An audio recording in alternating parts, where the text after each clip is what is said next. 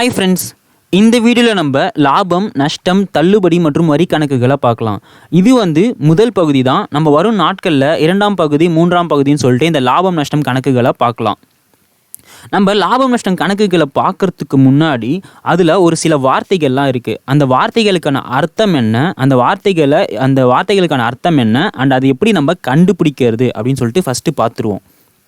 So என்னென்ன வார்த்தைகள் மட்டும் ஞாபகம் வச்சுக்கோங்க. அடக்க விலை, விற்ற விலை, லாபம், நஷ்டம், தள்ளுபடி. ஸோ இது முதல்ல நம்ம பார்த்துருவோம். இப்போ நம்ம ஒரு உதாரணம் எடுத்துப்போம். ஸோ உதாரணத்துக்கு நீங்கள் ஒரு பெரிய கடை நடத்திட்டு இருக்கீங்க, சரிங்களா? ஸோ நீங்கள் ஒரு கடையை நடத்திட்டு இருக்கீங்க. ஸோ நீங்கள் என்ன பண்ணுவீங்கன்னா, ஒரு கடைக்கு வாங்குறதுக்கு தேவையான பொருட்கள் எல்லாமே ஒரு பெரிய கடையிலேருந்து வாங்குவீங்க, சரிங்களா? ஒரு பெரிய கடையிலேருந்து வாங்குவீங்க. இல்லைனா எங்கே அந்த பொருளை உற்பத்தி பண்ணுறாங்களோ அங்கேயே நீங்கள் அந்த பொருளை போயிட்டு வாங்குவீங்க. இப்போ உதாரணத்துக்கு நீங்கள் உங்கள் கடைக்கு ஒரு பெண்ணு வாங்கணும்னு சொல்லிட்டு ஆசைப்பட்றீங்க. ஸோ என்ன பண்ணுறீங்கன்னா, நீங்கள் ஒரு பெரிய கடைக்கோ இல்லை விற்பனை அதாவது உற்பத்தி செய்யும் இடத்துக்கோ நீங்கள் அதை அங்கே போயிட்டு வாங்கணும்னு சொல்லிட்டு பிளான் பண்ணுறீங்க. அப்போது அங்கே பெரிய கடையில் உங்களுக்கு என்ன பண்ணுறாங்கன்னா, ஒரு பெண்ணோட ரூபா 10 ரூபா அப்படின்னு சொல்லிட்டு சொல்கிறாங்க. ஸோ நீங்கள் என்ன பண்ணுறீங்க, அந்த பெரிய கடைக்கு போயிட்டு ஒரு பெண்ணு 10 ரூபா அப்படின்னு சொல்லிட்டு வாங்குறீங்க. இப்போது நீங்கள் என்ன பண்ணுறீங்கன்னா, உங்கள் கடைக்கு வாங்கிட்டீங்க. உங்கள் கடையிலேருந்து இப்போ உங்களுக்கு ஒரு கஸ்டமர் தேடி வருவாங்க, எனக்கு அந்த பெண்ணு வேணும் அப்படின்னு சொல்லிட்டு. ஸோ இங்கே யார் இருப்பாங்கன்னு பார்த்தீங்கன்னா, கஸ்டமர் இருப்பாங்க. அப்போ அந்த கஸ்டமர்கிட்ட நீங்கள் என்ன பண்ணீங்கன்னா, 10 ரூபாய்க்கு வாங்கின பொருளை நீங்கள் இப்போ எவ்வளோக்கு விற்கிறீங்கன்னு பார்த்தீங்கன்னா, ஒரு 15 ரூபாய்க்கு விற்கிறீங்கன்னு எடுத்துப்போம், இல்லைங்களா? அப்போது எவ்வளோக்கு வாங்கினீங்க? நீங்கள் அந்த பெண்ணை 10 ரூபாய்க்கு வாங்கியிருப்பீங்க. நீங்கள் கஸ்டமருக்கு எவ்வளோ விற்கிறீங்கன்னு பார்த்தீங்கன்னா 15 ரூபாய்க்கு விற்கிறீங்க. அப்போ நீங்கள் வாங்கினீங்க பார்த்தீங்கன்னா அந்த 10 ரூபாய்க்கு, அந்த 10 ரூபா தான் என்ன அப்படின்னு பார்த்தீங்கன்னா அடக்க விலை அப்படின்னு சொல்லுவாங்க. அடக்க விலை அப்படின்னு சொல்லுவாங்க. அதாவது இங்கிலீஷில் சொல்லணும்னா காஸ்ட் ப்ரைஸ். இப்போ அடுத்தது நீங்கள் 10 ரூபாய்க்கு வாங்கிட்டீங்க. அது நீங்கள் கஸ்டமருக்கு விற்கிறீங்க. எவ்வளோக்கு விற்கிறீங்க? 15 ரூபாய்க்கு விற்கிறீங்க. இந்த 15 ரூபா தான் என்னன்னு பார்த்தீங்கன்னா விற்ற விலை. விற்ற விலை அதாவது செல்லிங் ப்ரைஸ். இப்போ அடுத்தது, இப்போது நீங்கள் 10 ரூபாய்க்கு வாங்கிட்டு அப்போ 15 ரூபாய்க்கு விற்கிறீங்க. ஸோ நீங்கள் எவ்வளோக்கு வாங்கினீங்க? 10 ரூபாய்க்கு வாங்கினீங்க. எவ்வளோக்கு விற்கிறீங்க? 15 ரூபாய்க்கு விற்கிறீங்க. அப்போது நமக்கு இங்கே லாபம் வருமா இல்லை நஷ்டம் வருமா? நமக்கு அப்போ இங்கே லாபம் தான் வரும். ஸோ லாபம் ஈக்குவல் டு விற்ற விலை மைனஸ் அடக்க விலை. அதாவது நீங்கள் எவ்வளோக்கு விற்கிறீங்க அண்ட் எவ்வளோக்கு வாங்கினீங்க, இது ரெண்டுத்துக்கும் வித்தியாசம் தான் என்னது? லாபம். ஸோ இதுதான் லாபம். அதுவே நீங்கள் இப்போ ஒரு உதாரணத்துக்கு இப்போ அதே கடைக்கு போகிறீங்க. நீங்கள் என்ன பண்ணுறீங்கன்னா, ஒரு பெண்ணை வாங்குறீங்க ஒரு பெரிய கடையிலேருந்து. இது உங்கள் கடை. அது 10 ரூபாய்க்கு வாங்குறீங்க. நீங்கள் என்ன பண்ணுறீங்கன்னு பார்த்தீங்கன்னாக்கா, உங்களோட கஸ்டமருக்கு என்ன பண்ணுறீங்கன்னா, இந்த 10 ரூபாய்க்கு வாங்கின பொருளை நீங்கள் 8 ரூபாய்க்கு விற்கிறீங்க. இல்லை எவ்வளோக்கு விற்கிறீங்க? 8 ரூபாய்க்கு விற்கிறீங்க. அப்படின்னா உங்களுக்கு இந்த இடத்துல லாபம் வருமா நஷ்டம் வருமா? ஸோ நமக்கு இங்கே வாங்கினதை விட நம்ம விற்கிறது கம்மியாக தான் இருக்குது. ஸோ இங்கே நமக்கு நஷ்டம் தான் வரும். ஸோ நஷ்டத்தை எப்படி நம்ம கண்டுபிடிப்போம்? ஸோ இந்த 8 ரூபான்றது இங்கே என்னது? விற்ற விலை. அண்ட் இங்கே 10 ரூபான்றது என்னதுன்னு பார்த்தீங்கன்னா அடக்க விலை.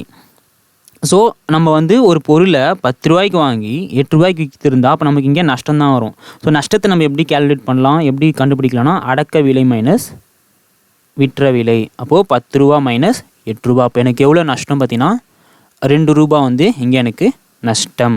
ஸோ அதுதான் இங்கே சொல்லியிருப்பாங்க. ஸோ என்ன சொல்லியிருப்பாங்க? அடக்க விலைனா ஒரு பொருளை வாங்கும் விலையே அப்பொருளின் அடக்க விலை அப்படின்னு சொல்லுவாங்க. விற்ற விலைனா ஒரு பொருளை விற்கும் விலையே அப்பொருளின் விற்ற விலை, இல்லைனா விற்பனை விலை, இல்லைனா குறித்த விலைன்னு கூட சொல்லுவாங்க.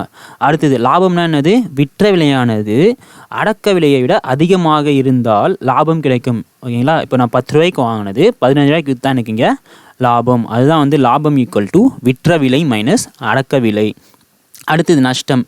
விற்ற விலையானது அடக்க விலையை விட குறைவாக இருந்தால் நஷ்டம் ஏற்படும். இப்போ நான் 10 ரூபாய்க்கு வாங்கின ஒரு பொருளை 8 ரூபாய்க்கு விற்றா எனக்கு என்ன ஆகும்? இந்த இடத்துல நஷ்டம் வரும். அப்போ அடக்க விலை மைனஸ் விற்ற விலை தான் எனக்கு இங்கே நஷ்டம். அடுத்தது நம்ம தள்ளுபடி பார்க்கலாம். இப்போ தள்ளுபடி, இப்போது நீங்கள் இப்போது இந்த ஆடி மாதம்லாம் பார்த்தீங்கன்னா உங்களுக்கு தெரியும். ஸோ ஆடி மாதத்துலாம் என்ன பண்ணுவாங்க, மோஸ்ட்டாக எல்லா கடைகள்லேயும் தள்ளுபடின்னு சொல்லுவாங்க. இப்போ நீங்கள் ஒரு பெரிய துணி கடைக்கு போகிறீங்கன்னு எடுத்துப்போம், சரிங்களா? ஸோ நீங்கள் ஒரு துணி கடைக்கு இல்லை அது வேணாம், இல்லைனா என்ன பண்ணலான்னா, நீ இப்போ உங்கள் கடையே எடுத்துப்போம், சரிங்களா? இப்போ இதுதான் உங்கள் கடை. நீங்கள் என்ன பண்ணணும்னு நினைக்கிறீங்கன்னா, உங்கள் கடையில் வந்து நிறைய பழைய ஸ்டாக்ஸ் வந்து எல்லாமே இருக்குது. அது எப்படியாச்சும் நம்ம வந்து விற்கணும் அப்படின்னு சொல்லிட்டு நீங்கள் வந்து பிளான் பண்ணுறீங்க. ஆனால் என்ன பண்ணுறீங்கன்னா, இப்போ நீங்கள் அதே பெண்ணே எடுத்துப்போமே, பெண்ணு வந்து 10 ரூபாய்க்கு வாங்கியிருப்பீங்க, 15 ரூபாய்க்கு விற்கிறீங்க. ஆனால் நீங்கள் வந்து இப்போ என்ன பண்ணுறீங்கன்னா, இந்த பெண் எல்லாத்தையும் எப்படியாச்சும் காலி பண்ணணும், அதை விற்று தீக்கணும் அப்படின்ற ஒரே ஒரு காரணத்துக்காக நீங்கள் என்ன பண்ணுறீங்கன்னா, இந்த விற்ற விலை இருக்குது பார்த்தீங்களா, இதுலேருந்து ஒரு குறிப்பிட்ட சதவீதத்தை நீங்கள் வந்து என்ன பண்ணுறீங்க, தள்ளுபடி பண்ணுறீங்க. இப்போ நான் வந்து ஒரு 20% தள்ளுபடி பண்ணுறேன்னு வச்சுக்கோங்களேன். அப்போ 20% தள்ளுபடினா அப்போ 15ல் 20% எவ்வளோ? இப்போ கேன்சல் பண்ணாக்கா இது வந்து நமக்கு 5, அப்போ இங்கே வந்து நமக்கு 3, அப்போ 3 ரூபா வந்து தள்ளுபடி பண்ணுறீங்க. அப்போ நீங்கள் எவ்வளோக்கு விற்கிறீங்க? 15 ரூபாய்க்கு நார்மலாக விற்றுட்டு இருந்த பொருளை இப்போ வந்து எவ்வளோக்கு விற்கிறீங்க? 3 ரூபா தள்ளுபடி பண்ணி 12 ரூபாய்க்கு விற்கிறீங்க. அப்போது இந்த 20 ரூபா தான் வந்து என்னது, சரி 20% தான் என்னதுன்னு பார்த்தீங்கன்னா தள்ளுபடி, சரிங்களா? இல்லைனா இந்த 3 ரூபா நீங்கள் கம்மி பண்ணுறீங்க பார்த்தீங்களா, விற்ற விலையிலேருந்து, ஒரிஜினலாக விற்ற விலையிலேருந்து, இதுதான் வந்து நம்ம என்னன்னு சொல்லுவோம்னா தள்ளுபடி அப்படின்னு சொல்லுவோம்.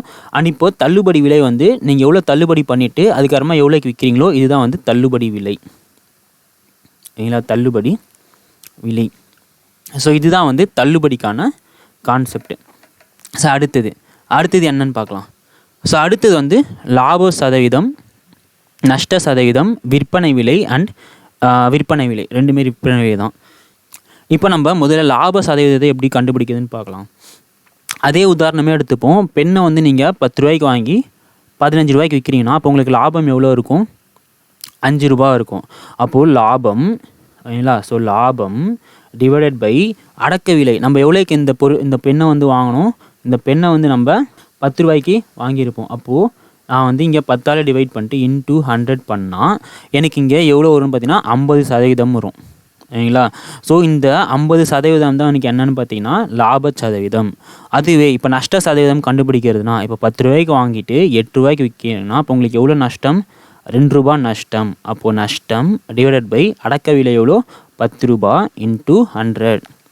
அப்போ நமக்கு இங்கே எவ்வளோ வரும்னு பார்த்தீங்கன்னாக்கா நஷ்டம் வந்து 20% வந்து நமக்கு இங்கே நஷ்டம் அப்படின்னு சொல்லிட்டு கிடைக்கும், இல்லைங்களா? ஸோ லாப சதவீதம்னா என்ன, நஷ்ட சதவீதம்னா என்னன்னு பார்த்துட்டோம். அடுத்தது விற்பனை விலை, சரிங்களா? அடுத்தது விற்பனை விலை. ஸோ இந்த விற்பனை விலையில் இப்போ உங்களுக்கு லாப சதவீதம் கொடுத்துட்டாங்க, சரிங்களா? ஸோ லாப சதவீதம் கொடுத்துட்டாங்க, அடக்க விலை கொடுத்துட்டாங்க அப்படின்னா இப்போது இதுதான் இப்போ நம்ம வந்து விற்பனை விலை கண்டுபிடிக்கிறதுக்கு லாப சதவீதம் கொடுத்துட்டாங்க, அடக்க விலை வந்து கொடுத்துட்டாங்க அப்படின்னா நம்ம எப்படி விற்பனை விலை வந்து எப்படி நம்ம கண்டுபிடிக்கிறது அப்படின்னு சொல்லிட்டு பார்க்கலாம். இப்போ நீங்கள் அந்த பெண்ணை எடுத்துப்போமே. இப்போ நான் வந்து அந்த பெண்ணை வந்து 10 ரூபாய்க்கு நான் வாங்கியிருப்பேன்ப்பா, இதுதான் வந்து அடக்க விலை, இல்லை நான் வந்து 10 ரூபாய்க்கு வாங்கியிருப்பேன். ஆனால் அந்த கடைக்காரர் வந்து அதாவது நீங்கள் வந்து இப்போ என்ன பண்ணணும்னு நினைக்கிறீங்கன்னா, நான் வந்து 50% லாபத்தில் விற்கணும், இல்லை 50% லாபத்தில் விற்கணும் அப்படின்னு சொல்லிட்டு டிசைட் பண்ணுறீங்க. அப்போது நீங்கள் வந்து எவ்வளோக்கு விற்றா உங்களுக்கு வந்து 50% லாபம் கிடைக்கும், இதுதான் வந்து இங்கே விஷயம். இப்போது 100 ப்ளஸ் லாப சதவீதம் எவ்வளோ, நீங்கள் எவ்வளோக்கு விற்கணும்னு நினைக்கிறீங்க? 50% லாபத்தில் விற்கணும்னு நினைக்கிறீங்க, டிவைடட் பை 100 இன்ட்டு அடக்க விலை எவ்வளோ? 10 ரூபா, இல்லைங்களா? அப்போது 150 டிவைடட் பை 100 இன்ட்டு 10.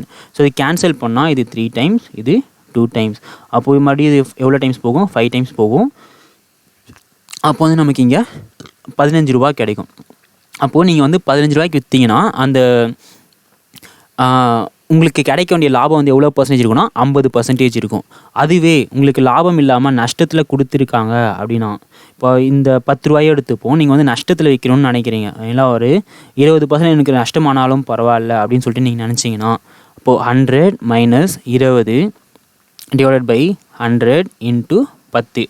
அப்போது 80/100 இன்ட்டு 10. இது 4 முறை, இது 5 முறை, அப்போ இது 2 முறை. அப்போது நீங்கள் எவ்வளோக்கு விற்றா உங்களுக்கு 20% நஷ்டம் கிடைக்கும்னு பார்த்தீங்கன்னா 8 ரூபாய்க்கு விற்றா உங்களுக்கு வந்து 20% நஷ்டம் கிடைக்கும். இதுதான் வந்து விற்பனை விலை. லாபம் கொடுத்துருந்தாங்கன்னா 100ஓட லாப சதத்தை கூட்டி டிவைட் பை 100 பண்ணிவிட்டு அடக்க விலையோட அதை வந்து மல்டிப்ளை பண்ணுங்கள். நஷ்டம் கொடுத்துருங்கன்னா 100லேருந்து நஷ்டத்தை கழித்து டிவைட் பை 100 பண்ணிட்டு அடக்க விலையோட மல்டிப்ளை பண்ணுங்கள். அப்போ உங்களுக்கு வந்து விற்பனை விலை கிடச்சிரும். அடுத்தது நம்ம இந்த சின்னதாக வந்து இதை மட்டும் பார்த்துக்கோங்க, சரிங்களா? ஸோ அடக்க விலை வந்து விற்பனை விலை விட கம்மியாக இருந்தால் நமக்கு லாபம் கிடைக்கும். அடக்க விலை 10 ரூபா இருந்து விற்பனை விலை விட கம்மியாக 15 ரூபா வந்து நமக்கு எப்பவுமே லாபம் கிடைக்கும். ஸோ லாபத்தோட இது என்னென்னா விற்பனை விலை மைனஸ் அடக்க விலை.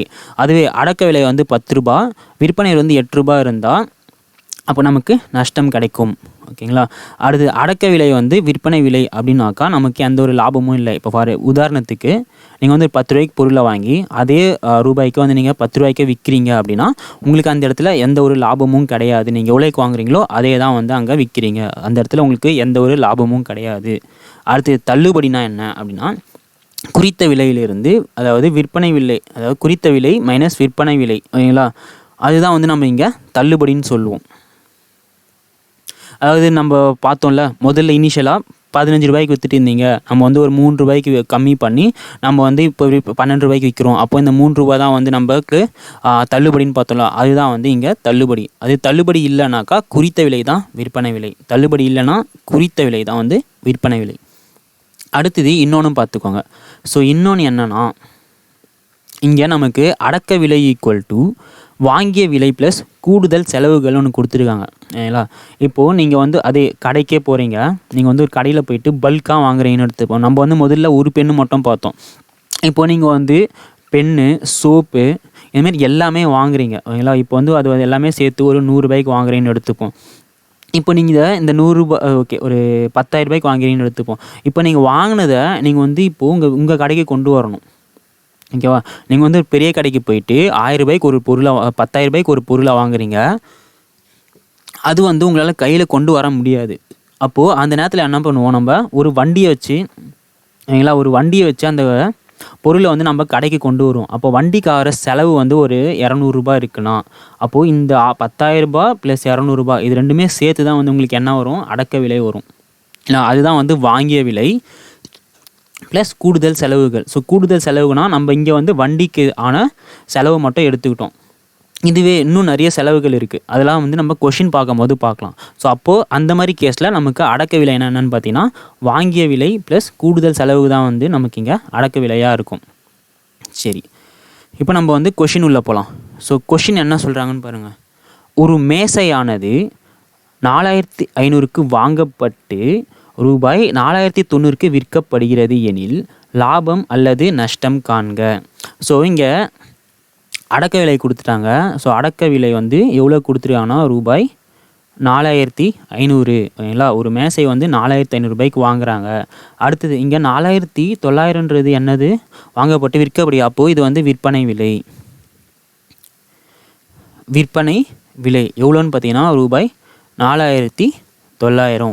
அப்போது நம்ம இப்போ நம்ம பார்த்துருப்போம். இங்கே பாருங்கள், அடக்க விலை வந்து விற்பனை விலையோட கம்மியாக இருந்தால் நமக்கு என்ன கிடைக்கும், லாபம் தான் கிடைக்கும். அப்போது அடக்க விலை வந்து விற்பனை விலையோட கம்மியாக இருக்கா, எவ்வளோ கம்மியாக இருக்குது. ஸோ அப்போது இந்த இடத்துல நமக்கு நம்ம கண்டிப்பாக லாபம் தான் கிடைக்கும். ஸோ லாபம் ஈக்குவல் டு என்னது, விற்பனை விலை மைனஸ் அடக்க விலை. ஸோ விற்பனை விலை எவ்வளோ, 4900 அண்ட் 4500 வந்து அடக்க விலை. இப்போ ரெண்டுத்தையும் கழிச்சா நமக்கு இங்கே 400 ரூபான்னு சொல்லிட்டு கிடைக்கும். இந்த 400 ரூபா தான் என்ன அப்படின்னா அடக்க விலை. இல்லை, இந்த 400 ரூபா தான் வந்து 400 ரூபா தான் வந்து நமக்கு இங்கே லாபம். ஓகேங்களா. ஸோ இந்த 400 ரூபா தான் வந்து நமக்கு என்ன கிடைக்கும்னு பார்த்தீங்கன்னா லாபம் கிடைக்கும். ஸோ இங்கே வந்து நமக்கு எவ்வளோ லாபம், 400 ரூபா லாபம். அடுத்தது, பாரி ஒரு ஊந்து வண்டியை 55,000க்கு வாங்கி அதில் 5,500 லாபத்திற்கு விற்பனை செய்கிறார் எனில் உந்து வண்டியின் விற்பனை விலை என்ன. அப்போது இங்கே பாருங்கள், பாரின்றவர் வந்து ஒரு வண்டியை வாங்குறாரு. எவ்வளோக்கு வாங்குறாரு, அப்போது இதுதான் வந்து அடக்க விலை. ஸோ எவ்வளோக்கு வாங்குறாரு, 55,000 ரூபாய்க்கு வாங்குறாரு. அண்டு இங்கே வந்து என்ன சொல்கிறாங்க, வாங்கி 5,500 லாபத்திற்கு விற்கிறாருன்னு சொல்லிட்டாங்க. அப்போ இங்கே லாபம் நமக்கு எவ்வளோ இருக்கும், 5,500 ரூபா வந்து லாபம். இங்கே என்ன கேட்குறாங்க எனில் அந்த உந்து வண்டியின் விற்பனை விலை என்ன. அப்போ இங்கே என்ன கேட்குறாங்கன்னா விற்பனை விலை எவ்வளோன்னு சொல்லிட்டு கேட்குறாங்க. அப்போது நான் வந்து இப்போ எவ்வளோக்கு வாங்குகிறேன், 55,000 ரூபாய்க்கு வாங்குகிறேன். இது வந்து என்னதுன்னா அடக்க விலை. இதோட நான் வந்து லாபத்துக்கு எவ்வளோ லாபத்துக்கு விற்கிறேன், 5,500 ரூபாய்க்கு லாபத்துக்கு விற்கிறேன். அப்போ எனக்கு ரெண்டுத்தையும் கூட்டினாக்க எனக்கு என்ன கிடைக்கும்? விற்பனை விலை கிடைக்குமா? ஸோ ரெண்டுத்தையும் கூட்டுனா நமக்கு இங்கே எவ்வளோ வரும்னு பார்த்தீங்கன்னா 60,500 ரூபாய் வரும். சரிங்களா? அதாவது 55,000 ப்ளஸ் 5,500 எல்லாத்தையும் கூட்டுனா நமக்கு இங்கே எவ்வளோ வரும்னா 60,500 ரூபாய் வரும். அப்போ இந்த 60,500 ரூபாய் தான் விற்ற விலை. அடுத்தது என்ன சொல்கிறாங்க பாருங்கள். ஒரு பழ வணிகர் ஒரு கூடை பழங்களை 500க்கு வாங்கினார். எடுத்து வரும்போது சில பழங்கள் நசுங்கிவிட்டன. மீதமுள்ள பழங்களை 480ற்கு அவரால் விற்பனை செய்ய முடிந்தது எனில் அவருடைய லாபம் அல்லது நஷ்டம் காண்க. ஸோ நீங்கள் என்ன சொல்கிறாங்க, ஒரு பழ வணிகர் இருக்கார். அவர் வந்து ஒரு கூடை பழங்கள், ஓகேங்களா, இந்த கூடையில் வந்து இப்போது ஒரு குறிப்பிட்ட பழங்கள் இருக்குது. அந்த கூடை எவ்வளோக்கு வாங்கியிருப்பாருன்னா அப்போது 500 ரூபாய்க்கு வாங்கியிருப்பார். எடுத்து வரும்போது இதில் வந்து ஒரு சில பழங்கள் வந்து நசுங்கிடுச்சு, ஓகேங்களா, ஒரு சில பழங்கள் வந்து நசுங்கிடுச்சு. ஸோ ஒரு சில பழங்கள் வந்து நசுங்கிடுச்சு. மீதமுள்ள பழங்களை அவர் 480ற்கு அவரால் விற்பனை செய்ய முடிந்தது எனில் அவருடைய லாபம் அல்லது நஷ்டம் காண்க. அப்போ இவர் இந்த கூடையை வந்து எவ்வளோக்கு வாங்கினார்? 500 ரூபாய்க்கு வாங்கினார். இப்போது அதே கூடையில் இருக்க பழங்கள் தான் ஒரு சிலது வந்து நசுங்கிட்டதுனால ரிமைனிங் பழங்கள் தான் இருக்கும், இல்லைங்களா. ஸோ ஒரு குறிப்பிட்ட பழங்கள் வந்து இருக்கும். இந்த கூடையை வந்து இப்போ எவ்வளோக்கு விற்கிறாருன்னு பார்த்தீங்கன்னா 480 ரூபாய்க்கு விற்கிறாரு. அப்போ அவருக்கு வந்து லாபம் கிடைக்குமா நஷ்டம் கிடைக்குமா? அப்போது இந்த கூடையை அவர் எவ்வளோக்கு வாங்கினார்? 500 ரூபாய்க்கு வாங்கினார். ஆனால் எவ்வளோக்கு விற்கிறாரு? 480 ரூபாய்க்கு விற்கிறாரு. அப்போது இந்த 500 ரூபான்றது அடக்க விலை, இங்கே 480 என்னென்னு பார்த்தீங்கன்னா விற்பனை விலை. அப்போ நமக்கு இங்கே வந்து லாபம் கிடைக்குமா நஷ்டம் கிடைக்குமா? 500 ரூபாய்க்கு வாங்கி 480 ரூபாய்க்கு விற்றா அப்போ நமக்கு இங்கே நஷ்டம் தான் கிடைக்கும். ஸோ இங்கே என்ன கேட்குறாங்கன்னா எவ்வளோ அவருக்கு நஷ்டம் தான் கேட்குறாங்க. அப்போ 500 மைனஸ் 480, அப்போ நமக்கு இங்கே 20 ரூபாய் வந்து நஷ்டம், ஓகேங்களா. ஸோ 20 ரூபாய் வந்து நஷ்டம். அடுத்தது அடுத்த கொஸ்டின் என்ன சொல்கிறாங்கன்னு பாருங்கள். ரூபாய் 20க்கு வாங்கப்பட்ட ஒரு பொம்மை ரூபாய் 10ற்கு விற்கப்படுவதால் ஏற்படும் நஷ்ட சதவீதம். நம்ம நஷ்ட சதவீதம், நஷ்ட சதவீதமோட ஃபார்முலா என்னன்னு பார்த்தோம். நஷ்டம் டிவைடட் பை அடக்க விலை இன்ட்டு 100 அப்படின்னு சொல்லிட்டு பார்த்தோம். இதில் 20 ரூபான்றது எதை குறிக்குது? 20 ரூபான்றது இங்கே வந்து அடக்க விலையை குறிக்குது. அண்டு 10 ரூபான்றது எதை குறிக்குது? 10 ரூபான்றது பார்த்திங்கன்னா விற்பனை விலையை குறிக்குது. அப்போ அவருக்கு நஷ்ட சதவீதம் தான் கேட்குறாங்க. அப்போது நஷ்ட சதவீதம் கண்டுபிடிக்கிறதுக்கு நமக்கு என்னென்னலாம் தேவை, எவ்வளோ நஷ்டமாச்சுன்னு தேவை, அந்த அடக்க விலை நமக்கு தெரியும். இப்போ நம்ம நஷ்டத்தை மட்டும் கண்டுபிடிக்கலாமா? நஷ்டம் ஈக்குவல் டு அடக்க விலை மைனஸ் விற்ற விலை. அப்போது 20 ரூபாய்க்கு வாங்கி 10 ரூபாய்க்கு அவர் விற்றார்னா அவருக்கு வந்து நஷ்டம் எவ்வளோ வரும்? 10 ரூபாய் வந்து நஷ்டமாக கிடைக்கும். அப்போ நஷ்ட சதவீதம் எவ்வளோ? 50. சரி, எவ்வளோ இங்கே நஷ்டம் கிடச்சிருக்கு? 10 ரூபாய், ஓகேங்களா. 10 டிவைடட் பை 20, அடக்க விலை வந்து 20 இன்ட்டு 100. இப்போ கேன்சல் பண்ணால் இது நமக்கு 50%. 50% வந்து அவருக்கு என்ன நடந்திருக்குன்னு பார்த்தீங்கன்னா நஷ்டமாகி இருக்கும். 25 கிலோ எடையுள்ள கோதுமை பை ஒன்று 1,550ற்கு விற்பனை செய்யப்பட்டு ரூபாய் 150 லாபம் பெறப்படுகிறது எனில் கோதுமையின் அடக்க விலையை காண்க. இங்கே என்ன சொல்கிறாங்க? 1,550 150 அதை பேஸ் பண்ணி அடக்க விலையை கண்டுபிடிக்கணுன்றாங்க. இப்போது 1,550 வந்து இங்கே என்னதுன்னு பார்த்தீங்கன்னா விற்பனை விலை. என்னது? விற்பனை விலை. அண்ட் அடுத்தது 150 அப்படிங்கிறது இங்கே எதை குறிக்குதுன்னு பார்த்தீங்கன்னா லாபத்தை குறிக்குது. அதுலேருந்து என்ன கேட்குறாங்க? அடக்க விலையை கேட்குறாங்க. அடக்க விலையை கேட்குறாங்க. நமக்கு விற்பனை விலை, இல்லைங்களா. விற்பனை விலை வந்து லாபம் ப்ளஸ் அடக்க விலைன்னு தெரியும், ஓகேவா. அப்போ நமக்கு விற்பனை விலை தெரியும். விற்பனை விலை எவ்வளோ? 1,550 ஈக்குவல் டு லாபம் எவ்வளோ? 150 ப்ளஸ் அடக்க விலை, அதுதான் தெரியாது. அடக்க விலையை தான் நம்ம கண்டுபிடிக்கணும். அப்போது அடக்க விலை ஈக்குவல் டு 1,550 மைனஸ் 150 அப்படின்னா அடக்க விலை வந்து எவ்வளோ வரும்? 1,400 ரூபாய். அப்போ அடக்க விலை எவ்வளோ? 1,400 ரூபாய். ஸோ அடுத்த கொஷின் என்ன சொல்லியிருக்காங்கன்னு பாருங்கள். ஒருவர் 5 ரூபாய்க்கு 3 முட்டைகள் என்று வாங்கி 12 ரூபாய்க்கு 5 முட்டைகள் என்று விற்கிறார். அவர் மொத்தம் 143 லாபம் சம்பாதித்தால் அவர் எத்தனை முட்டைகளை வாங்கினார்? அதுதான் வந்து கொஷின். ஸோ இங்கே வந்து முட்டை, இங்கே வந்து ரூபாய், சரிங்களா? அப்போது ஒரு முட்டையின் விலை, ஒரு முட்டையின் விலை. இப்போ இங்கே பாருங்கள், மொத்தம் ஃபஸ்ட்டு இதில் இந்த இடத்த மட்டும் பாருங்கள். இங்கே வந்து எவ்வளோ முட்டை வாங்கியிருக்காரு? அவர் வந்து மொத்தம் 3 முட்டை வாங்கியிருக்காரு. எவ்வளோக்கு வாங்கியிருக்காரு? 5 ரூபாய்க்கு வாங்கியிருக்காரு. அப்போது ஒரு முட்டையோட விலை எவ்வளோ இருக்கும்? 5 / 3 இருக்கும். அப்போ இங்கே 1.67 இருக்கும். அப்போ ஒரு முட்டையோட விலை வந்து ₹1.67 இருந்தால் அவரால் 5 ரூபாய்க்கு 3 முட்டையை வாங்க முடியும். அடுத்தது இப்போ 2வது கண்டிஷன், வாங்கி 12 ரூபாய்க்கு 5 முட்டைகள் என்று விற்கிறார், சரிங்களா? அப்போது இங்கே அர்த்தம் என்னன்னாக்கா 5 முட்டையை 12 ரூபாய்க்கு விற்கிறாரு. அப்போது ஒரு முட்டை எவ்வளோக்கு விற்கிறாரு? இப்போ இது வந்து பார்த்திங்கன்னா இங்கே அடக்க விலை. அப்போ விற்பனை விலை எவ்வளோ வரும்? 12 / 5 அப்படின்னா நமக்கு இங்கே வந்து எவ்வளோ வரும் பார்த்தீங்கன்னா 2.4ன்னு சொல்லிட்டு வரும். அப்போ இதுதான் வந்து விற்பனை விலை. அப்போ இதுதான் வந்து விற்பனை விலை. இப்போது இங்கே பாருங்கள், இந்த 1.67 அண்ட் 2.40 இது வந்து எதை குறிக்குதுன்னா ஒரு முட்டையோட அடக்க விலை அண்ட் விற்ற விலை. ஸோ இது ரெண்டுத்தையும் பேஸ் பண்ணி நம்ம லாபத்தை கண்டுபிடிக்கலாமா? ஸோ லாபம் ஈக்குவல் டு 2, அதாவது விற்பனை விலை மைனஸ் அடக்க விலை. அப்போ நமக்கு இங்கே எவ்வளோ வரும்? லாபம் வந்து 0.73 கிடைக்கும்.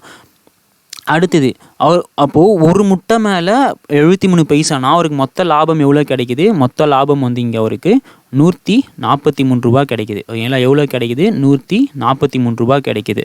அப்போது மொத்த லாபம் வந்து 143. ஒரு முட்டை மேலே லாபம் வந்து 0.73. அப்போ இதை நான் கேன்சல் பண்ணால், சரிங்களா? ஸோ கேன்சல் பண்ணால் நமக்கு இங்கே வந்து 195.89 அந்த மாதிரி சொல்லிட்டு சம்திங் ஒரு வேல்யூ வரும், சரிங்களா?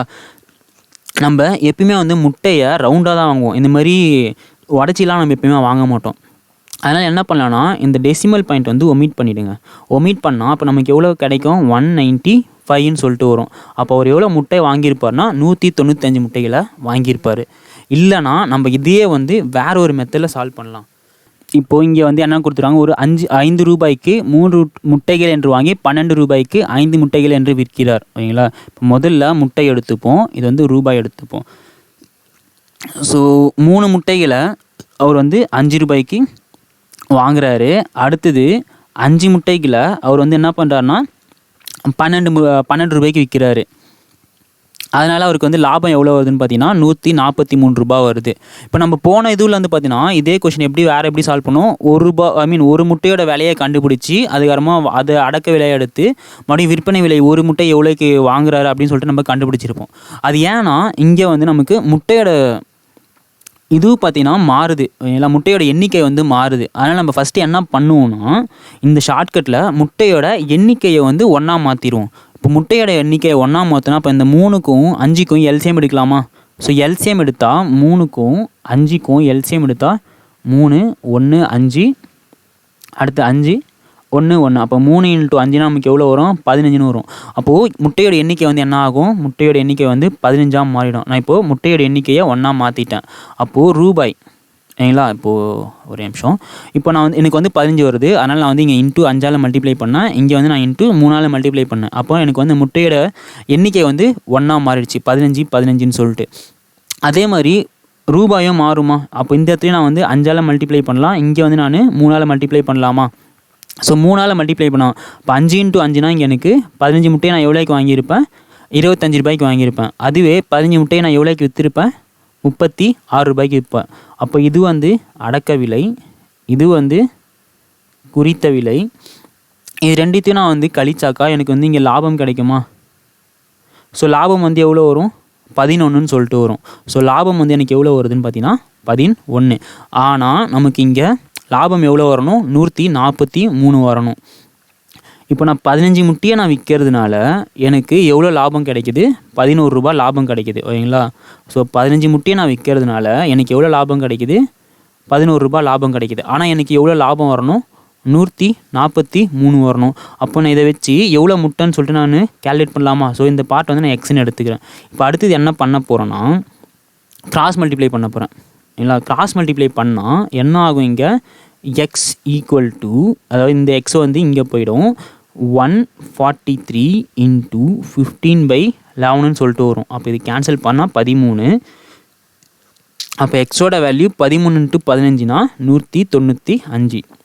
ஸோ அப்போ நான் மொத்தம் எவ்வளோ முட்டை வாங்கியிருப்பேன்னா 195 முட்டையாக வாங்கியிருப்பேன். அடுத்தது, ஸோ அடுத்த கொஷின் என்னென்னு பாருங்கள். ஒருவர் ரூபாய் 300க்கு 75 மாம்பழங்களை வாங்கி அவற்றில் 50 மாம்பழங்களை 300க்கு விற்பனை செய்தார். அனைத்து மாம்பழங்களும் விற்பனை ஆன பின் அவரது லாபம் அல்லது நஷ்டம் காண்க. அதுதான் வந்து இங்கே சொல்கிறாங்க. இப்போ இங்கே என்ன பண்ணுறாங்கன்னா, அவர் எவ்வளோ மாம்பழம் வாங்குறாரு? மாம்பழங்கள் வந்து 75 மாம்பழங்களை எவ்வளோக்கு வாங்குறாருன்னு பார்த்தீங்கன்னாக்கா ரூபாய் வந்து 300 ரூபாய்க்கு வந்து அவர் வாங்குறாரு. ஸோ ரூபாய் வந்து எவ்வளோ ஆகுதுன்னா 75 மாம்பழங்களை 300 ரூபாய்க்கு வந்து அவர் வாங்குறாரு. அடுத்தது 50 மாம்பழங்களை அவர் வந்து எவ்வளோக்கு விற்கிறாருன்னு பார்த்தீங்கன்னா 300க்கு விற்கிறாரு. அப்போது இங்கே வந்து ஒரு மாம்பழத்தோட விலை என்ன? 300 / 75. அப்போ ஒரு மாம்பழத்தோட விலை வந்து இங்கே எவ்வளோன்னு பார்த்தீங்கன்னா 4 ரூபாய் வரும். அதே மாதிரி 300 / 50 இது வந்து நமக்கு எவ்வளோ வரும்னா 6 ரூபாய். அப்போ இந்த 4 ரூபான்றது இங்கே அடக்க விலை, 6 ரூபான்றது என்னன்னு பார்த்தீங்கன்னா விற்பனை விலை. சரிங்களா? இது வந்து ஒரு மாம்பழத்தோட வேல்யூ எவ்வளோக்கு? 4 ரூபாய்க்கு வாங்கி 6 ரூபாய்க்கு விற்கிறாரு. அப்போது அடக்க விலை தெரியும், விற்பனை விலை தெரியும். இதை பேஸ் பண்ணி லாபம் கண்டுபிடிக்கலாமா? ஸோ லாபம் வந்து நமக்கு இங்கே எவ்வளோ வரும்னு பார்த்தீங்கன்னா 2 ரூபாய் வந்து நமக்கு இங்கே லாபம் கிடச்சிருக்கும். அப்போது அர்த்தம் என்னென்னா, ஒரு மாம்பழத்து மேலே அவர் வந்து 2 ரூபாய்க்கு லாபம் விற்கிறாருன்னா அவர் மொத்தம் எவ்வளோ மாம்பழத்தை விற்கிறாரு? 75 மாம்பழத்தை விற்கிறாரு. சரிங்களா? அப்போது 75 மாம்பழத்து மேலே அவருக்கு எவ்வளோ லாபம் கிடச்சிருக்கும்? ஸோ ஒரு மாம்பழத்து மேலே 2 ரூபாய், மொத்த மாம்பழம் 75. அப்போ மல்டிப்ளை பண்ணால் 150 ரூபாய். இல்லை, அப்போ அவருக்கு வந்து அந்த இடத்துல எவ்வளோ லாபம் கிடச்சிருக்குன்னா 150 ரூபாய் வந்து லாபம் கிடச்சிருக்கும். அடுத்தது, ஸோ அடுத்தது வந்து என்ன சொல்கிறாங்கன்னு பாருங்கள். மணிமேகலை ரூபாய் 25,52,500க்கு ஒரு வீட்டை வாங்கி அதை சீரமைக்க 2,28,350 செலவு செய்கிறார்.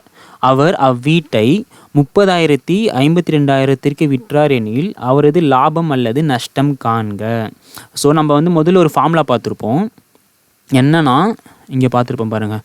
ஸோ அடக்க விலை ஈக்குவல் டு வாங்கிய விலை ப்ளஸ் கூடுதல் செலவுகள். இதுதான் வந்து அடக்க விலைன்னு பார்த்துருப்போம். ஸோ அதுதான் வந்து நம்ம இங்கே யூஸ் பண்ண போகிறோம். ஸோ ஓகே, இப்போது அவர் வந்து மணிமேகலைன்றவங்க ஒரு வீட்டை எவ்வளோக்கு வாங்குகிறாங்க? 25,52,500 ரூபாய்க்கு வாங்குகிறாங்க. ஓகேங்களா? இது வந்து விலை, அதாவது அடக்க விலை, ஒரிஜினலாக அடக்க விலை. ஓகேங்களா? அதை சீரமைக்க அவர் வந்து எவ்வளோ செலவு பண்ணுறாங்க? 2,28,350 ரூபாய் வந்து செலவு பண்ணுறாங்க. ஓகேங்களா? இது வந்து கூடுதல் செலவுகள். அப்போது மொத்த அடக்க விலை ரெண்டுத்தையும் கூட்டினா நமக்கு மொத்த அடக்க விலை கிடைக்குமா? ஸோ மொத்த அடக்க விலை வந்து கிடைக்குமா ரெண்டுத்தையும் கூட்டினா? ஸோ ரெண்டுத்தையும் கூட்டினா எவ்வளோ வரும்? 58,008 அண்ட் இங்கே வந்து பார்த்தீங்கன்னா 27,80,850 ரூபாய் வந்து அவருக்கு மொத்த ஆன செலவுகளாக இருக்கும். சரிங்களா? அதாவது மொத்த அடக்க விலை வந்து எவ்வளோனா 27,80,850 ரூபாய். ஆனால் அவங்க வந்து என்ன பண்ணுறாங்கன்னா எவ்வளோக்கு விற்கிறாங்க? ஸோ விற்பனை விலை வந்து எவ்வளோ ஆகுதுன்னா 30,52,000 ரூபாய் அவங்களுக்கு வந்து விற்பனை ஆகுது. அப்போது இது வந்து அடக்க விலை, மொத்த அடக்க விலை 27,80,850 ரூபாய் செலவு செஞ்சுட்டு அதை வந்து 30,52,000 ரூபாய்க்கு விற்றாங்கனாக்கா அவங்களுக்கு வந்து லாபம் கிடைக்குமா நஷ்டம் கிடைக்குமா? லாபம் தான் கிடைக்கும். ஸோ லாபம் ஈக்குவல் டு என்னது? விற்ற விலை மைனஸ் அடக்க விலை. ஸோ விற்ற விலை எவ்வளோ? 30,52,000 ரூபாய். ஓகேங்களா? இது வந்து விற்ற விலை. அப்போ அடுத்தது அடக்க விலை எவ்வளோ? 27,80,850 ரூபாய். இது ரெண்டுத்தையும் கம்மி பண்ணால், அதாவது கழிச்சா நமக்கு எவ்வளோ வரும்?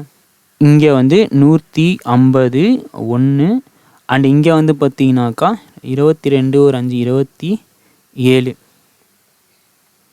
அப்போது அவங்களுக்கு வந்து லாபம் எவ்வளோ வரும்னா 2,71,150 ரூபாய் வந்து அவங்களுக்கு மணிமேகலைக்கு வந்து லாபம் கிடைச்சிருக்கும். ஸோ அடுத்தது என்ன சொல்கிறாங்க? ஒரு பழ வணிகர் ஒரு டசன் ஆப்பிள்களை 84க்கு வாங்கினார். 2 ஆப்பிள்கள் அழுகிவிட்டன.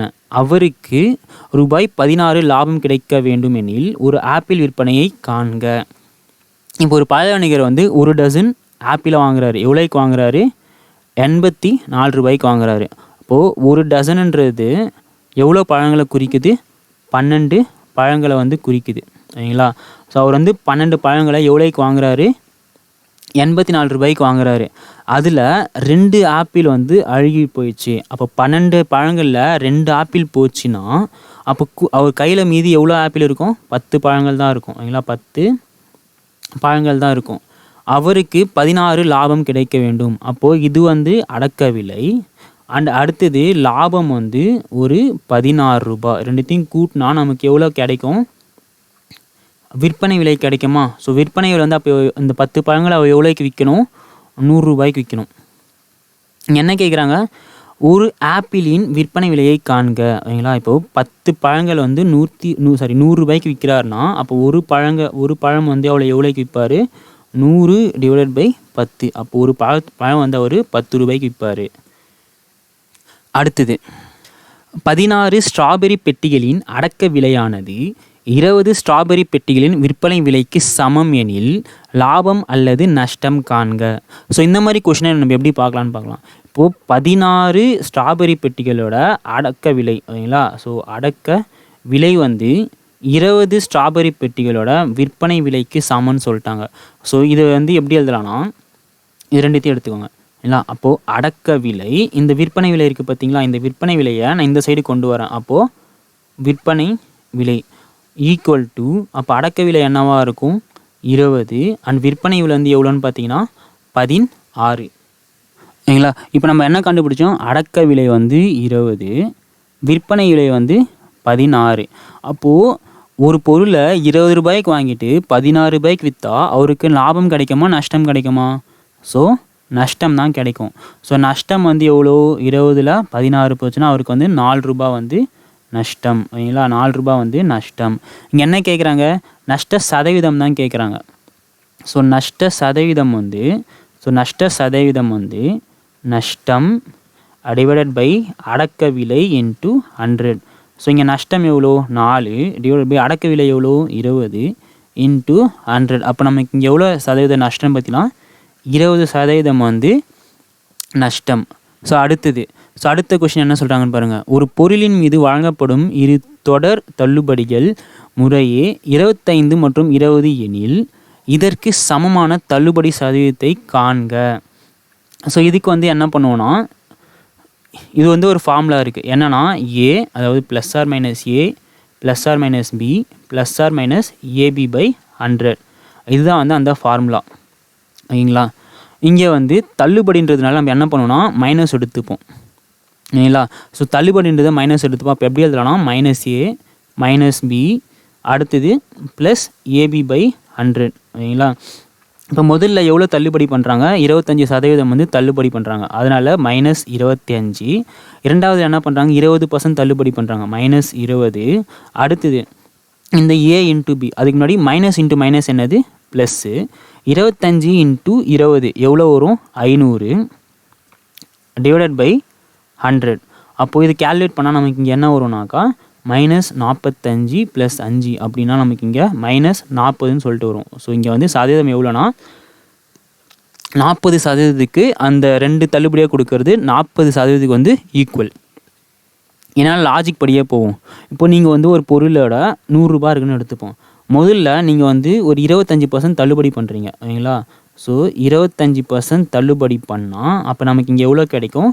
75 ரூபாய் கிடைக்கும். ஓகேங்களா? அதாவது நீங்கள் அதை 75 ரூபாய்க்கு விற்பீங்க. மறுபடியும் இந்த 75ல் ஒரு 20% தள்ளுபடி பண்ணுறீங்க.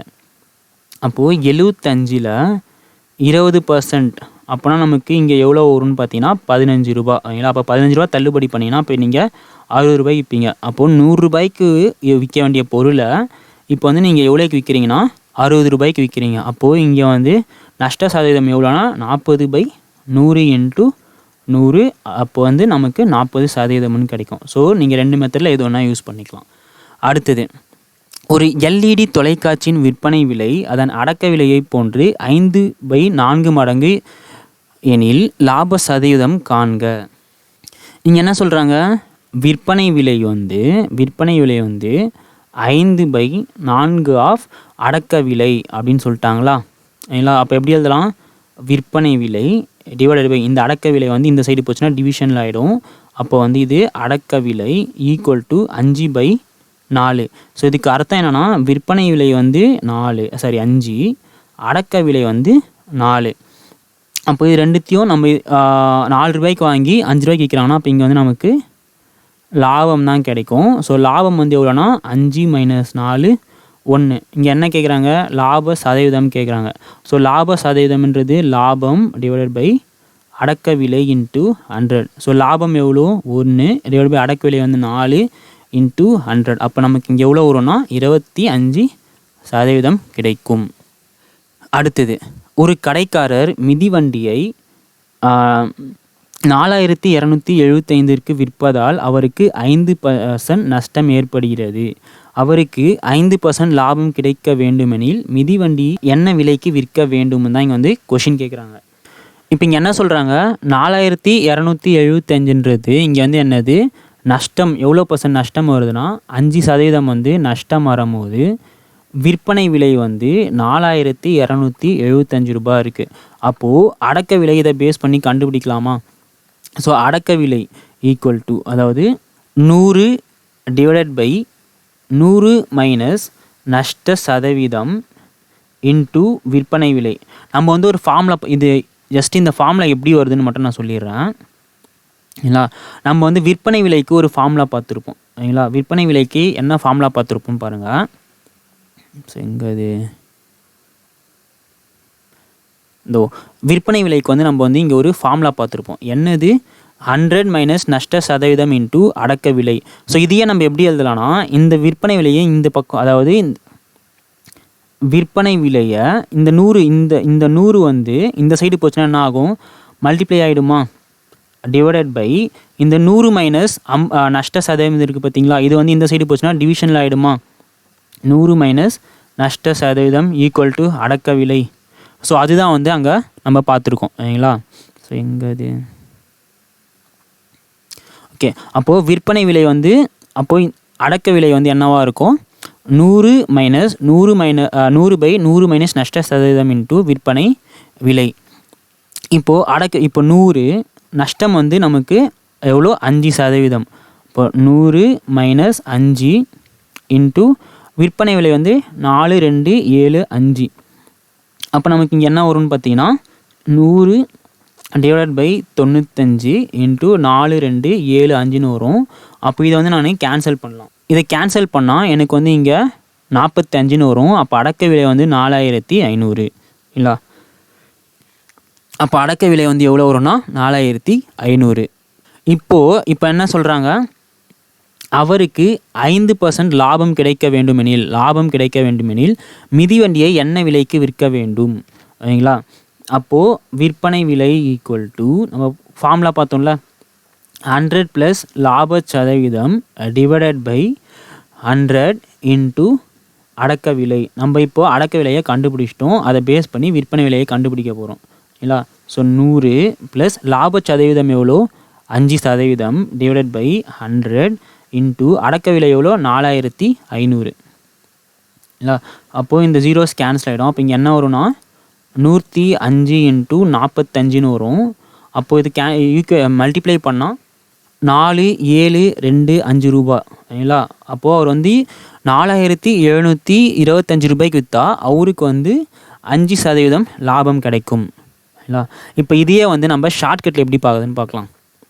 இப்போ நம்ம ஒரு பொருளை வந்து நீங்கள் வந்து ஒரு 100 ரூபாய்க்கு வாங்குறீங்கன்னு எடுத்துப்போம்.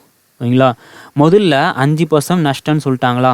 அப்போது 5% நஷ்டம்னா நீங்கள் வந்து எவ்வளோக்கு விற்பீங்க, 95 ரூபாய்க்கு விற்பீங்க சரிங்களா.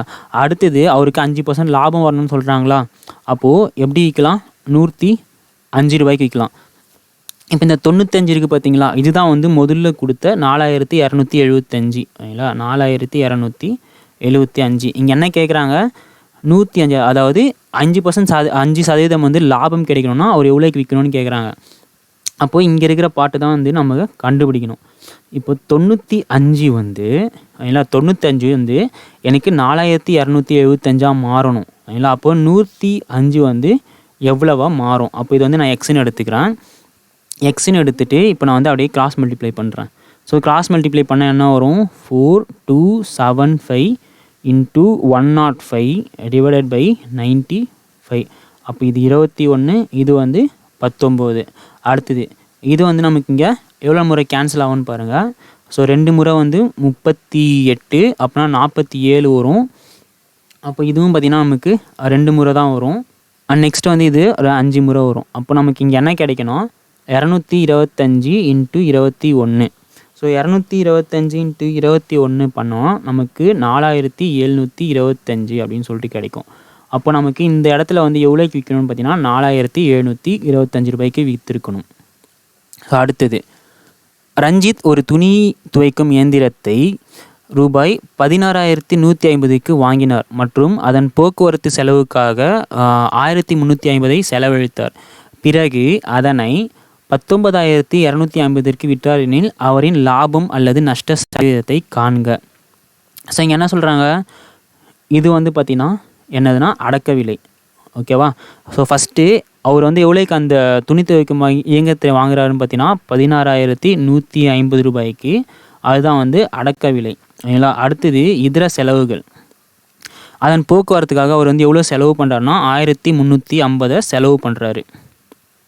இது ரெண்டுத்தையும் சேர்த்தா நமக்கு மொத்த அடக்க விலை கிடைக்குமா. ஸோ மொத்த அடக்க விலை கிடைக்குமா. ஸோ மொத்த அடக்க விலை வந்து எவ்வளோ வரும்னா 500, 17,500ன்னு சொல்லிட்டு வரும். இப்போது மொத்த அடக்க விலை வந்து எவ்வளோன்னு பார்த்தீங்கன்னா 17,500. அடுத்தது இந்த 19,250. அப்போது விற்பனை விலை வந்து எவ்வளோன்னு பார்த்தீங்கன்னா 19,250. அவருக்கு லாபம் அல்லது நஷ்ட சதவீதத்தை காண்க சரிங்களா. இப்போது நான் வந்து 17,500 ரூபாய்க்கு வாங்கி 19,250 ரூபாய்க்கு விற்றா எனக்கு வந்து லாபம் கிடைக்குமா நஷ்டம் கிடைக்குமா. நமக்கு லாபம் தான் வந்து கிடைக்கும். ஸோ எவ்வளோ லாபம் கிடைக்கும்னா, ஸோ லாபம் ஈக்குவல் டு 19,250 மைனஸ் 17,500. அப்போ லாபம் வந்து நமக்கு இங்கே எவ்வளோ வந்து கிடைக்கும்னு பார்த்தீங்கன்னா 1,750 ரூபா வந்து லாபம் கிடைக்கும் சரிங்களா. ஸோ 1,750 ரூபா வந்து லாபம் கிடைக்கும். இங்கே வந்து என்ன கேட்குறாங்க, சதவீதம் கேட்குறாங்க. அப்போ லாப சதவீதம் சரிங்களா. ஸோ லாப சதவீதம் வந்து எப்படின்னா லாபம் டிவைடட் பை அடக்க விலை இன்ட்டு 100. இப்போ லாபம் வந்து 1750 டிவைடட் பை அடக்க விலை எவ்வளோ 17,500 இன்ட்டு 100. அப்போ இது கேன்சல் ஆகிடும். அப்போ இது வந்து எவ்வளோ டைம்ஸ் போகும், 10 முறை போகும். இப்போ லாப சதவீதம் வந்து பார்த்திங்கன்னா 10%. அடுத்தது என்ன சொல்கிறாங்க, ஒரு பயன்படுத்தப்பட்ட மகிழ்ந்து 2,40,000க்கு வாங்கப்பட்டது. அதன் பழுது பராமரிப்பு செலவுக்காக 15,000ம் காப்பீட்டு செலவுக்காக 8,500ம் செலவு செய்யப்பட்டது. பிறகு அந்த மகிழ்ந்து 2,58,230க்கு விற்கப்பட்டால் கிடைக்கும் லாபம் அல்லது நஷ்ட சதவீதம் காண்க. அதுதான் வந்து இங்கே சொல்கிறாங்க. இப்போ என்னென்ன சொல்கிறாங்க, என்னென்னலாம் கொடுத்துருக்காங்கன்னு பாருங்கள். 2,40,000. ஸோ 2,40,000 இது வந்து என்னென்னு பார்த்தீங்கன்னா அந்த மகிழ்ந்தோட விலை. அதுக்கப்புறமா பழுது பார்க்கறதுக்கு எவ்வளோ செலவு பண்ணாங்கன்னு பார்த்தீங்கன்னா 15,000 செலவு பண்ணியிருக்காங்க சரிங்களா. பழுது பார்க்கறதுக்கு 15,000 செலவு பண்ணியிருக்காங்க. அடுத்தது காப்பீட்டு செலவு, அதாவது இன்சூரன்ஸ் காப்பீட்டுக்கு வந்து எவ்வளோ பண்ணியிருக்காங்கன்னு பார்த்தீங்கன்னா 8,500 பண்ணியிருக்காங்க. அப்போது இது எல்லாத்தையும் சேர்த்தா தான் வந்து நமக்கு இங்கே மொத்த விலை கிடைக்கும், அதாவது மொத்த அடக்க விலை கிடைக்கும். ஸோ மொத்த அடக்க விலை வந்து எவ்வளோ வரும் அப்படின்னா 0,0,5,3,6 2,63,500 ரூபாய் வந்து அவங்க வந்து மொத்தமாக செலவு பண்ணியிருக்காங்க. அடுத்தது அவங்க வந்து எவ்வளோக்கு விற்கிறாங்கன்னு பாருங்கள். ஸோ 2,58,230 விற்கிறாங்க. அப்போது விற்பனை விலை வந்து எவ்வளோ வருதுன்னு பாருங்கள். 2,58,230. இப்போது அடக்க விலை எவ்வளோ இருக்குது? அவர் எவ்வளோ வந்து அந்த மகிழுந்து மேலே டோட்டலாக செலவு பண்ணார்? 2,63,500 செலவு பண்ணியிருக்காரு. ஆனால் விற்கிறது எவ்வளோ? 2,58,230 தான் விற்கிறாரு. அப்போ நமக்கு இங்கே என்ன கிடைக்கும்? நஷ்டம் தான் கிடைக்கும். ஸோ நஷ்டம் ஈக்குவல் டு அடக்க விலை மைனஸ் விற்பனை விலை. ஸோ அடக்க விலை எவ்வளோ? 2,63,500 அண்ட் விற்பனை விலை எவ்வளோ? 2,58,230. ஸோ ரெண்டுத்தையும் நான் கழிச்சாக்கா எனக்கு வந்து இங்கே 270 அண்ட் இங்கே வந்து நமக்கு எவ்வளோ கிடைக்குன்னா, அப்போது அவருக்கு வந்து நஷ்டம் எவ்வளோ வரும்னு பார்த்தீங்கன்னா, நஷ்டம் வந்து 5,270 ரூபாய் வந்து அவருக்கு நஷ்டமாக இருக்கும். இங்கே என்ன கேட்குறாங்க? நஷ்ட சதவீதம் தான் கேட்குறாங்க. ஸோ நஷ்ட சதவீதமோட ஃபார்முலானது நஷ்டம் பை அடக்க விலை இன்ட்டு 100. இப்போ நஷ்டம் வந்து 5,270 டிவைடட் பை அடக்க விலை எவ்வளோ? மொத்த அடக்க விலை 2,63,500 இன்ட்டு 100. அப்போ இதுதான் வந்து இங்கே அடக்க விலை. அப்போ இது கேன்சல் பண்ணால் அண்ட் இதுவும் எவ்வளோ டைம்ஸ் போனால் 2 முறை போகும். அப்போது அவருக்கு நஷ்ட சதவீதம் எவ்வளோனா 2% வந்து அவருக்கு நஷ்ட சதவீதம்.